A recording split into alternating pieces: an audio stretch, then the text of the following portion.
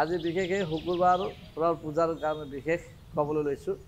শুকুৰবাৰ পূজা সন্তোষী মাতাও কৰিব পৰা যায় আৰু শীতলা মাতাও কৰিব পৰা যায়। যেনেকৈ সন্তোষী মাতা পূজা কৰিলে 2 দিন আগৰ পৰা আপুনি উপবাস হিচাপত থাকিব লাগিব। তাৰ ওপৰত আপুনি নহৰু পিঁয়াজ খাব নালাগে।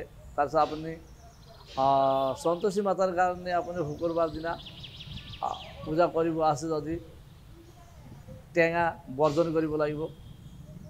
তাৰপিছত শীতলা মাতা হ'লে আপুনি 2 দিন আগৰ পৰা নিৰামিষ থাকিব লাগিব। যেনে শীতলা মাতাক আপুনি বাকী আগদিনাখন বনোৱা হয় আৰু শীতল মনেদি চড়াব লাগিব। যেনেকৈ বগা চন্দন, তাৰপিছত বগা ফুল, তাৰপিছত আপোনাৰ নকুল দানা, বগা বস্ত্ৰ, বগা চাকিটো নজ্বলায় শীতলা মাতাৰ। তেনেকুৱা ধৰণৰ যেনেকৈ বসন্ত আহে, সেই বসন্তক বেমাৰটো নাশ কৰিবলৈ হ'লে শীতলাক আৰাধনা কৰি পানী ঝাৰি লৈ জাপ দি কিনেও বেমাৰ ভাল কৰা যায়।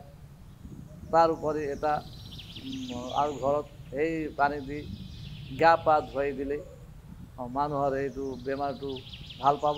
আৰু এটা বিশ্বাস, শীতলা মাতা পূজা কৰিলে বসন্ত ভাল হোৱা এটা ধাৰ্মিক বিশ্বাস আছে কাৰণে আজি কলিযুগত শীতলা মাতাক বিশেষ স্থান দিয়া যায়। আৰু সন্তোষী মাতাও পূজা কৰিলে 2 দিন আগত উপবাস থাকিব লাগিব আৰু টেঙা নহৰু পিঁয়াজ বৰ্জন কৰিব লাগিব। আৰু ৰঙা কাপোৰ লৈ ৰঙা বস্তুবিলাক উৎসৰ্জা কৰিব লাগে। সেন্দুৰ হ'ল তেনেকুৱা ধৰণৰ বস্তু দি কিনে পূজা কৰিব লাগিব। আৰু মনোবাঞ্ছিতও ফল পূৰ্ণ হয় আৰু শত্ৰু দমনৰ ক্ষেত্ৰত এটা ভাল ফল প্ৰাপ্তি হয়।